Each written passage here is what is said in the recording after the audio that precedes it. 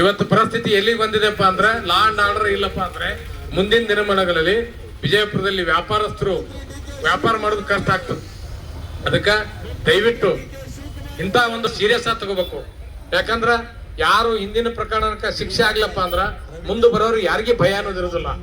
ಏನಪ್ಪ 187 ಕೋಟಿ ರೂಪಾಯಿದು ಭ್ರಷ್ಟಾಚಾರ ಮಾಡ್ದಂಕಂತ ನಾಗೇಂದ್ರ ಅವ್ರಿಗೆ ಏನ್ ಮಾಡಿಲ್ಲ ಅಂದ್ರ ನಾನು ಒಂದ 368 ಕೋಟಿ ರೂಪಾಯಿ ಭ್ರಷ್ಟಾಚಾರ ನಾನ್ ಮಾಡ್ಬೇಕಂತೇಳಿ ಮತ್ತೊಬ್ಬರಿಗೆ ಅವ್ರ ಮನಸ್ಸಿನಲ್ಲಿ ಬಂದ್ಬಿಡ್ತದೆ. ಅದಕ್ಕ ಬಹಳಷ್ಟು ನಿಮ್ಗೆಲ್ಲ ಗೊತ್ತಿರ್ಬೋದು, ಇವತ್ತಿನ ಟೈಮ್ದಲ್ಲಿ ಸಾಕಷ್ಟು ನೀರಾವರಿ ವಿಜಯಪುರ ಜಿಲ್ಲೆದಲ್ಲಿ ಇದು ಓಪನ್ ಭ್ರಷ್ಟಾಚಾರ ಅದ. UKPಯಲ್ಲಿ ಇವತ್ತು ಸುಮಾರು ಏನು ಕೋರ್ಟ್ನಿಂದ ಡಿಸಿಷನ್ ಆದಂತ ಏನು ದುಡ್ಡು ಸಹಿತ ಬರ್ತಾ ಇಲ್ಲ. ಆದ್ರ DK ಶಿವಕುಮಾರ್ ಓಪನ್ ಆಗಿ ಬಿಡದಿ ಟೌನ್ಶಿಪ್ಗೆ 300 ಕೋಟಿ ರೂಪಾಯಿ ಅನುದಾನ ಡಿಕ್ಲೇರ್ ಮಾಡ್ತಾರೆ. ಓಪನ್ ಆಗಿ ಒಬ್ಬ ಮುಖ್ಯಮಂತ್ರಿಗಳು ಓಪನ್ ಆಗಿ ಡಿಸ್ಕಸ್ ಮಾಡ್ತಾರಂದ್ರ ಎಷ್ಟು ಬಂಡ ಮುಖ್ಯಮಂತ್ರಿಗಳು ಮತ್ತು ಎಷ್ಟು ಬಂಡ ಕಾಂಗ್ರೆಸ್ ಸರ್ಕಾರ ಇದೆ ಅಂತೇಳಿ ನಾವೆಲ್ಲರೂ ಹೇಳ ಬಯಸ್ತಾರೆ.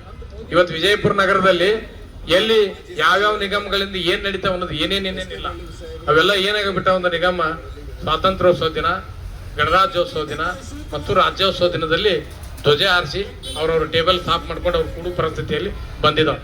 ಯಾವುದೇ ನಿಗಮ ಇರ್ಬೋದು. ಇವತ್ತ ನಿಮ್ಗೆಲ್ಲರೂ ವೀರಶೈವ ಲಿಂಗಾಯತ್ ಭವನದಲ್ಲಿ ಸಹಿತ ಏನ್ ಆಕ್ಟಿವಿಟೀಸ್ ನಡೀತಾ ಅನ್ನೋದು ಗೊತ್ತು. ಅವ್ರ ಮನ್ಯಾಗ ಕೆಲಸ ಮಾಡೋರು ಅವರೇ ದುಡ್ಡು ತೊಗೊಂಡವ್ರ ಬಡವರಿಗೆ ಅಂತ ಸಹಾಯ ಆಗ್ಬೇಕು. ಅದಕ್ಕ ಈ ವಾಲ್ಮೀಕಿ ಹಗರಣ ಏನು ಇವತ್ತು ಕಾಂಗ್ರೆಸ್ ಸರ್ಕಾರ ನಿನ್ನೆ ರಾಹುಲ್ ಗಾಂಧಿ ಅವರು ದೆಹಲಿಯಲ್ಲಿ ಹಿಂದುಳಿದ ಸಮಾಜದ ದೇಶದ ಎಲ್ಲ ಪ್ರಮುಖರುಗಳೊಂದು ಸಭೆ ಮಾಡಿದ್ರು. ಬಹುಶಃ ರಾಹುಲ್ ಗಾಂಧಿ ಅವರಿಗೆ ಕರ್ನಾಟಕದಲ್ಲಿ ಬಿಜೆಪಿ ಸರ್ಕಾರ ಯಾರ ವಿರುದ್ಧ ಯಾವ ನಿಗಮಕ್ಕೆ ಸಂಬಂಧಪಟ್ಟಿದ್ದು ಹೋರಾಟ ಮಾಡ್ತಾ ಅನ್ನೋದು ರಾಹುಲ್ ಗಾಂಧಿ ಅವರಿಗೆ ಗೊತ್ತಿರ್ಲಿಕ್ಕಿಲ್ಲ. ಅದೇ ಹಿಂದುಳಿದ ಇಲಾಖೆಯಲ್ಲಿ ಬರ್ತಕ್ಕಂತ ವಾಲ್ಮೀಕಿ ನಿಗಮದಲ್ಲಿ ಭ್ರಷ್ಟಾಚಾರ ಆಗಿದ್ದಕ್ಕೆ ಭಾರತೀಯ ಜನತಾ ಪಕ್ಷದ ಸ್ಟ್ರೈಕ್ ನಡೀತಾ ಇರೋದು ರಾಹುಲ್ ಗಾಂಧಿ ಅವ್ರಿಗೆ ಗೊತ್ತಿಲ್ಲ. ಇಲ್ಲಿ ಆ ನಿಗಮದಲ್ಲಿ ಭ್ರಷ್ಟಾಚಾರ ಆದ್ರ ಆ ಪಕ್ಷದ ಒಬ್ಬ ಉನ್ನತ ಸ್ಥಾನದಲ್ಲಿ ಇರ್ತಕ್ಕಂತ ಲೋಕಸಭೆ ಪ್ರತಿಪಕ್ಷದ ನಾಯಕ ದೇಶದ ಹಿಂದುಳಿದ ವರ್ಗಗಳ ಪ್ರಮುಖರ ಮೀಟಿಂಗ್ ಮಾಡಿ ಭಾರತೀಯ ಜನತಾ ಪಕ್ಷ ಹಿಂದುಳಿದವರಿಗೆ ಅವಕಾಶ ಕೊಟ್ಟಿಲ್ಲ ಅಂತ ಹೇಳ್ತದ್ದು ಎಂತ ನಾಚಿಕೆಗೇಡಿ. ದಯವಿಟ್ಟು ಈ ರಾಜ್ಯದ ಕಾಂಗ್ರೆಸ್ ಪ್ರಮುಖರು, ಅದ್ರಾಗ ಈ ಜಿಲ್ಲೆಯಲ್ಲಿ ಬಹಳ ದೊಡ್ಡ ಮಟ್ಟಕ್ಕೆ ಹೋದಂತ ಕಾಂಗ್ರೆಸ್ ಪ್ರಮುಖರು ಅದಾರ.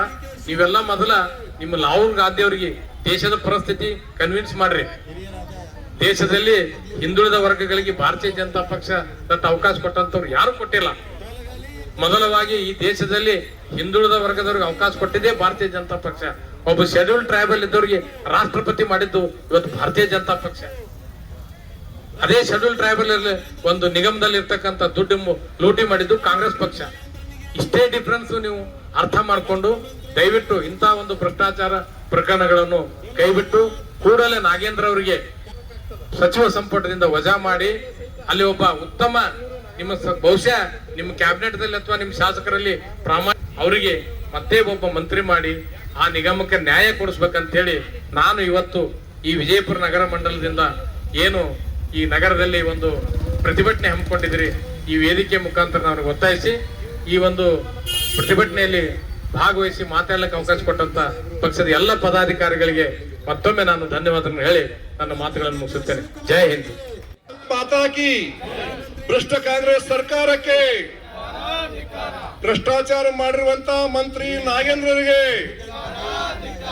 ಭ್ರಷ್ಟಾಚಾರ ಮಾಡಿರುವವರಿಗೆ बोलो भारत माता की. ಭಾರತೀಯ ಜನತಾ ಪಾರ್ಟಿ ವಿಜಯಪುರ ಜಿಲ್ಲೆಯ ಹೋರಾಟಕ್ಕೆ, ನಗರ ಮಂಡಳದ ಹೋರಾಟಕ್ಕೆ ಈ ರಾಜ್ಯದ ಮಂತ್ರಿ ಆಗಿರ್ತಕ್ಕಂಥವರು ಮೊದಲಿನ ತಮ್ಮ ಅವಧಿಯಲ್ಲಿ ST ಜನಾಂಗಕ್ಕೆ ಮೀಸಲಿಟ್ಟಿರ್ತಕ್ಕಂಥ 187 ಕೋಟಿ ರೂಪಾಯಿಗಳನ್ನ ನುಂಗಿ ಹಾಕಿರ್ತಕ್ಕಂಥ ವಿಚಾರವನ್ನ ನಾವ್ಯಾರು ಹೇಳಕತ್ತಿಲ್ಲ. ಹಿಂದಿನ ಮುಖ್ಯಮಂತ್ರಿ ಆಗಿರ್ತಕ್ಕಂಥ ಸಿದ್ದರಾಮಯ್ಯ ಅವರೇ ಸದನದಾಗ ಒಪ್ಪಿಕೊಂಡಾರ. ಅವರು ಭ್ರಷ್ಟಾಚಾರ ಆಗಿದ್ದು ಖರೆ ಅಂತ ಅವರೇ ಒಪ್ಪಿಕೊಂಡಾರ. ಅದನ್ನು ಬಿಜೆಪಿ ಅವ್ರು ಹೇಳಕತ್ತಿಲ್ಲ. ಅದನ್ನು ಅವಾಗ ನೀವು ಮಂತ್ರಿ ಅಂತ ತೆಗೆದಿದ್ರು ಸಿದ್ದರಾಮಯ್ಯನವರು. ಮತ್ತೆ ಇವತ್ತು ಹೊಸ ಮುಖ್ಯಮಂತ್ರಿ ಸನ್ಮಾನ್ಯ DK ಶಿವಕುಮಾರ್ ಬಂದ ಮೇಲೆ ಅವ್ರಿಗೆ ಮತ್ತೆ ಮಂತ್ರಿ ಸ್ಥಾನ ಕೊಟ್ಟಿರ್ತಕ್ಕಂಥದ್ದು ಸಾಧುವಲ್ಲ, ಸಂವಿಧಾನಬದ್ಧ ಅಲ್ಲ ಅಂತಕ್ಕಂಥ ಮಾತನ್ನ ಹೇಳಿದ್ರು ಕೂಡ ಅವರು ರಾಜೀನಾಮೆ ಕೊಡದೆ ಅಧಿಕಾರದ ಮುಂದುವರಿತಕ್ಕಂಥದ್ದನ್ನ ಪ್ರತಿಭಟನೆ ಮಾಡಿ, ಹಾಗೇನೆ ಕಂಡರಿಯದಂತ ದೊಡ್ಡ ಒಂದು ಬರ ರಾಜ್ಯ ತುಂಬಾ ಇರ್ತಕ್ಕಂಥ ಸಂದರ್ಭದಲ್ಲಿ ಆ ಬರದ ಬಗ್ಗೆ ಕಿಂಚಿತ್ತು ಚಿಂತನೆ ಮಾಡದೇ ಇರತಕ್ಕಂಥ ಬೇಜವಾಬ್ದಾರಿ ಕಾಂಗ್ರೆಸ್ ಸರ್ಕಾರದ ನೀತಿಯನ್ನು ಖಂಡನೆ ಮಾಡಿ ಅವೆಲ್ಲವನ್ನ ವಿರೋಧ ಮಾಡಿ ಭಾರತೀಯ ಜನತಾ ಪಾರ್ಟಿ ನಮ್ಮ ರಾಜ್ಯ ಅಧ್ಯಕ್ಷರಾಗಿರ್ತಕ್ಕಂಥ ಸನ್ಮಾನ್ಯ ಬಿ ಆರ್ ವಿಜೇಂದ್ರ ಅವರ ಆದೇಶದಂತೆ ಇಡೀ ರಾಜ್ಯಾದ್ಯಂತ ಎಲ್ಲಾ ಜಿಲ್ಲಾ ಕೇಂದ್ರಗಳಲ್ಲಿ ಹಗಲು ರಾತ್ರಿ ನಿರಂತರ ಧರಣಿಯನ್ನ ಹಮ್ಮಿಕೊಂಡು ಇವತ್ತು 3ನೇ ದಿವಸ ಇವತ್ತು ವಿಜಯಪುರ ಜಿಲ್ಲೆ ಮಹಾನಗರದಲ್ಲಿ ಕೂಡ ಈ ಧರಣಿ ನಡೀತಕ್ಕಂಥದ್ದು 3ನೇ ದಿವಸದ ಧರಣಿ ಇವತ್ತು. ಈ ಧರಣಿ ಇವತ್ತು ಬಿಜಾಪುರ ನಗರ ಮಂಡಲದ ಬಿಜೆಪಿ ವತಿಯಿಂದ ನಡೀತಕ್ಕಂಥದ್ದು.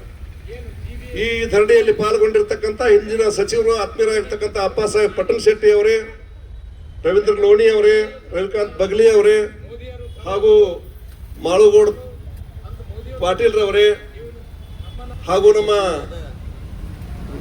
ರಾಜೇಶ್ ತಾವ್ಸೆ ಅವರೇ, ಹಾಗೂ ಎಲ್ಲ ವೇದಿಕೆ ಮೇಲೆ ಇರ್ತಕ್ಕಂಥ ಎಲ್ಲ ಆದರಣೀಯ ನಮ್ಮ ಪಕ್ಷದ ಪ್ರಮುಖ ಬಂಧು ಭಗಿನಿಯರೇ, ಸಾರ್ವಜನಿಕ ಬಂಧು ಭಗಿನಿಯರೇ, ಮಾಧ್ಯಮದ ಸ್ನೇಹಿತರೆ, ಇವತ್ತು 3ನೇ ದಿವಸ ಧರಣಿ ಇದು. ಬಹುಶಃ ಕಾಂಗ್ರೆಸ್ನವರಿಗೆ ಸೆಷನ್ ನಡಕತ್ತೈತಿ, ಬಟ್ ಪಾರ್ಲಿಮೆಂಟ್ನಾಗೂ ಅಧಿವೇಶನ ನಡೀತಾ ಇತ್ತು. ಪ್ರತಿಯೊಂದರಲ್ಲಿ ಕೂಡ ಇಲ್ಲಿ ಭ್ರಷ್ಟಾಚಾರ ಇರತಕ್ಕಂಥದ್ದು, ಲಂಚ ತಗೊಂಡ್ರೆ ಸಾಬೀತಾಗೈತಿ. ನೀವೇ ಹೇಳಕತ್ತೀರಿ ಎಲ್ಲರೂ, ಕಾಂಗ್ರೆಸ್ಸಿನ ಮಂತ್ರಿಗಳ ಕಾಂಗ್ರೆಸ್ ಶಾಸಕರು ಹೇಳಕತ್ತೀರಿ ನೀವೆಲ್ಲ. ಇವತ್ತು ಅದ್ರ ಕಡೆ ಲಕ್ಷ್ಯ ನಿಮ್ದು ಏನೂ ಇಲ್ಲ. ಏನ್ ಹಿಂದ ಅವತ್ತು 187 ಕೋಟಿ ರೂಪಾಯಿ ಎಸ್ಟಿ ಜನ ಮೀಸಲಿಟ್ಟಿರ್ತಕ್ಕಂಥ ಹಣ ಯಾವ ರಾಜ್ಯದ ಇಲೆಕ್ಷನ್ ಕಳಿಸಿರೋ ಗೊತ್ತಿಲ್ಲ ನಮಗ್. ಹಣ ಕಳುವಾಗಿದೆ ಅಂತಕ್ಕಂಥ ಮಾತನ್ನ ಹಿಂದಿನ ಮುಖ್ಯಮಂತ್ರಿ ಸಿದ್ದರಾಮಯ್ಯ ಅವರು ಸದನದಾಗ ಒಪ್ಕೊಂಡಾರ. ಇದು ಒಪ್ಪಿದ ಮೇಲೆ ಮತ್ತೆ ಸಾಕ್ಷಿ ಬೇಕು ನಿಮಗೆ? ವಿರೋಧ ಪಕ್ಷ ಹೇಳುವಂತ ಕೆಲಸ ಹೇಳಂತ ಹೇಳುವಂತ ಅವಶ್ಯಕತೆ ಇಲ್ಲ ನಿಮಗೆ. ಆ ಆರೋಪದಿಂದ ಮುಕ್ತವಾಗಿ ಬಂದ್ಮೇಲೆ ಮುಖ್ಯಮಂತ್ರಿ ಮಾಡ್ರಿ. ನಾಗೇಂದ್ರ ಯಾರು ಮಾಡಿದಾರೆ ನಿಮಗೆ? ಮುಖ್ಯಮಂತ್ರಿ ಮಾಡ್ರಿ. ಡಿ ಕೆ ಶಿವಕುಮಾರ್ ಅವ್ರೆ, ನೀವೇ ಬಿಟ್ಕೊಟ್ಟು ಅವ್ರು ಮುಖ್ಯಮಂತ್ರಿ ಮಾಡ್ರಿ. ನಾವು ಬೇಡವಾಗಿಲ್ಲ, ಆರೋಪ ಮುಕ್ತಾಗಿ ಬರಲಿ. ಅವರು ಸಂಬಂಧ ಇಲ್ಲ, ಸೂತ್ರ ಇಲ್ಲ, ಇನ್ನೂ ಅದು ಆರೋಪ ಏನು ಪರಿಹಾರ ಇಲ್ಲ. ಮತ್ತೆ ಅವ್ನು ಮಂತ್ರಿ ಮಾಡಕತ್ರಿ, ಅವ್ರು ನಾವು ಕೊಡಂಗಿಲ್ಲ ತಿಳಕತ್ತಾರ. ಅವ್ರು ಆ ರಾಜ್ಯದಾಗ ಮಾಡಿಲ್ಲೇನು, ಈ ರಾಜ್ಯದಾಗ ಮಾಡಿಲ್ಲೇನು? ನಿಮಗಂತ ಸದನದಾಗ ಗೊತ್ತಿಲ್ಲ ಅವ್ರು ಯಾರು. ಆಸಾಮದ ಮುಖ್ಯಮಂತ್ರಿ ಹೆಸರು ಹೇಳ್ತೀರಿ, ಬೇರೆ ಬೇರೆ ಹೆಸರು ಹೇಳಕತ್ತೀರಿ. ನೀವು ನಿನ್ ನೋಡಿದಾರ ಮಾಧ್ಯಮದೊಳಗ. ಅವ್ರು ನಿಮ್ಗಂತ ಸದನದಾಗ ಯಾವ ಒಪ್ಪಿಲ್ಲ. ನಿಮ್ಮದ ಕಾಲಕ್ಕೆ ಬಹಳ ಭಿನ್ನ ಐತಿ. ಹಾದಿ ಹೋಗೋಣ ಫಿರ್ಯಾದಿ ಕೊಟ್ಟಾಗ ಆಗೈತದು. ಒಂದು ಕೊಲೆ ನಡೆದ್ರೆ ನೋಡಕ್ ಹೋಗಿರ್ತಾರಲ್ಲ, ಅವ್ರ ಮ್ಯಾಗ ಫಿರ್ಯಾದಿ ಕೊಟ್ಟಾಗ ಆಗೈತದು. ನೀವು ಹಂಗಲ್ಲ, ಕೊಲೆ ನೀವೇ ಮಾಡಿರಿ, ಸದನದಾಗ ಒಪ್ಕೊಂಡಿರಿ ನೀವು. ಮತ್ತೆ ಹಾದಿ ಬೇರೆ ಆಗಲ್ಲ. ಇದಕ್ಕೆ ಸಾಕ್ಷಿ ನಿಮಗೆ ಏನ್ ಬೇಕಾಗಿತ್ತು ಕಾಂಗ್ರೆಸ್ ನಿಮಗೆ? ಏನ್ ಸಾಕ್ಷಿ ಕೊಡ್ಬೇಕು ನಿಮಗೆ? ನೀವ್ ಒಪ್ಪಿರಿ, ನಾವ್ ಒಪ್ಪಿಲ್ಲ, ನಾವ್ ಹೇಳಿಲ್ಲ.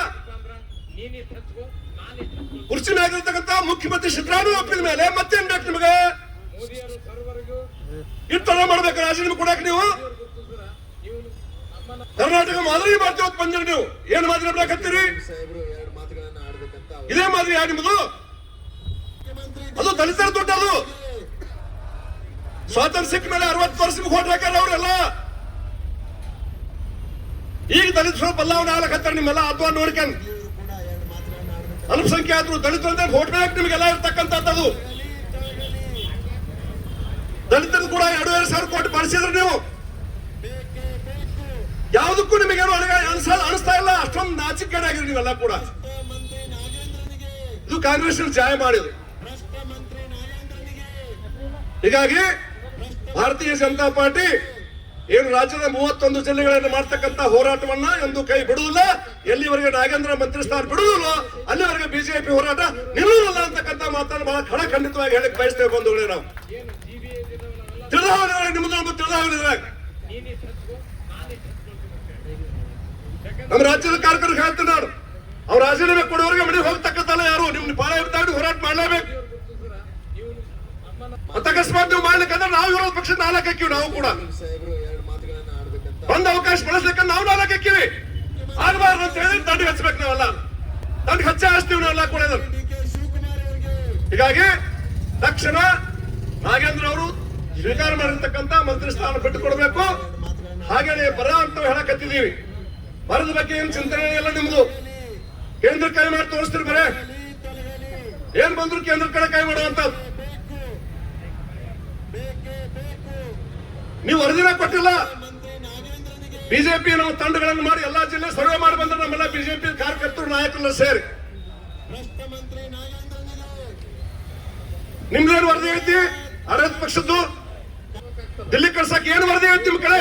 ಸಹಿತ ಬೆಂಗಳೂರು ನಗರ ಯಾವ ವರದಿನೂ ಇಲ್ಲ.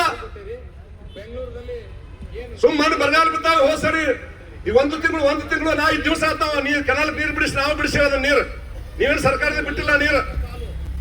ಮೋದಿಯವರು ಬರುವವರೆಗೂ ಮತ್ತೆ ಅಲ್ಲಿಂದ ಕೆನಾಲ್ಕ ಜುಲೈ 15ಕ್ಕೆ ನೀರು ಬಿಡಿಸಾಳ. ನೀವು ಹೇಳಕತ್ತಿದ್ರಿ ಕುಡಿಯಾಕ ನೀರಿಲ್ಲ, ಬೆಳೆಗಳ ಸ್ವಚ್ಛ ನೀರು. ನೀವೆಲ್ಲ ಮುಖ್ಯಮಂತ್ರಿಗಳು, ನೀವೆಲ್ಲ ಶಾಸಕರು ಕೂಡ ಕರ್ನಾಟಕ ಹಿಂಗ್ ಹೇಳ್ತಾ ಡಿ ಕೆ ಶಿವಕುಮಾರ್ ಹೇಳುವಂತ ಮಾತುಗಳ ದೊಡ್ಡ ತತ್ವಜ್ಞಾನ ಆಗ್ಬಿಟ್ಟಾರ ಈಗಂತೂ. ಅವ್ರು ಮಾತಂದ್ರೆ ತತ್ವಜ್ಞಾನಿನ. ಅವ್ರೇನೋ ತಮ್ಮ ಆಗಿದ್ದಂತ ಆಪಾದನೆಗಳು ಹೋಗಿಸ್ಬೇಕಂತೇಳಿ ಹೊಸ ಪ್ರಯೋಗ ಮಾಡಕತ್ತಾರ. ಮಾಡಿ ನಾವೇನು ಬೇಡ, ಮನುಷ್ಯ ಬದಲು ಆಗ್ಬೇಕಾಗ್ಲಿ ಆಗ್ಬಾರ್ದಂತಿಲ್ಲ. ಮನುಷ್ಯ ಹಿಂದಿದ್ದಂಗೆ ಇರ್ಬೇಕಂತ ನಾವು ಅನ್ನಂಗಿಲ್ಲ. ಚಲೋ ಹಾಕಿದ್ರೆ ಆಗ ಯಾರು ಬೇಡ ಅಂತಾರೆ. ಚಲೋ ಸಮಾಜ ನಿರ್ಮಾಣ ಆದ್ರೆ, ಚಲೋ ನಾಯಕ ನಿರ್ಮಾಣ ಆದ್ರೆ ಬೇಡನಾಗಿಲ್ಲ ಯಾರು ಕೂಡ. ಹಂಗ ಇದ್ರಾಗೂ ಕೂಡ ಮಾಡಲ್ಲ. ಒಂದ್ ಹೆಜ್ಜೆ ಮುಂದೆ ನೋಡೋಣ. ಬಾಯಾಗ ಹಾಕತ್ತೀರಿ ಬರೇ ಮಂತ್ರಿ ರಾಜೀನಾಮೆ ಕೊಡಿಸ್ರಿ, ಮತ್ತೊಬ್ಬ ಕೊಡ್ರಿ ಮಂತ್ರಿ ಸ್ಥಾನ. ಈಗ ಬಂದು 3 ತಿಂಗಳಾಗೈತಿ. ನೀವು ಪೂರ್ಣ ನೀವು ಇನ್ನೂ ಒಂದ್ ವರ್ಷ 10 ತಿಂಗಳಾಯ್ತಲ್ಲ, ಪೂರಾ ನೀವು ಆಡಳಿತ ಮಾಡ್ಬೇಕಂತ ನಾವು ಅಪೇಕ್ಷೆ ಪಡ್ತೀವಿ. ನೀವರ ಏನ್ ಮಾಡ್ತೀರಿ ನೋಡ್ಬೇಕಾಗತ್ತೆ ನಮಗ. ಯಾಕಂದ್ರೆ ಸಿದ್ದರಾಮಯ್ಯ ಅಧಿಕಾರದಾಗ ಬಂದ್ರೆ 3 ವರ್ಷ ಅವ್ರು ಸುಮ್ಮನೆ ಬಿಟ್ಟಿಲ್ಲ. ನೀವು ಸಣ್ಣ ಬಿಟ್ಟಿಲ್ಲ ನೀವು ಸಿದ್ದರಾಮಯ್ಯ ಅವ್ರನ್ನ. ಯಾವ ಮಂತ್ರಿಗಳು ಸಭೆ ಮಾಡ್ತಾ ಇದ್ರೆ ಸುಳ್ಳು ಮಾಡಿಸಿರಿ ನೀವು. ಸಿದ್ದರಾಮಯ್ಯ ಅವ್ರು ಬಹಳ ಚುಟುಕು ಮಾಡಿಸಿರಿ ನೀವು. ಗೊತ್ತ ರಾಜ್ಯ ಜನ ನೋಡ್ಯಾರ. ಆ ಕಿರಿಕಿರಿಗೆ ಬೇಸತ್ತವ್ರು ರಾಜೀನಾಮೆ ಕೊಟ್ಟಾರ ಸಿದ್ದರಾಮಯ್ಯ ಅವ್ರ. ಜನ ಮರ್ತಿಲ್ಲ, ಜನ ಬಿಟ್ಟಾರ. ಬದಲಾವಣೆ ಏನ್ ಮಾಡ್ತೀರಿ ಹೇಳವಲ್ರಿ ನೀವನ್ನ.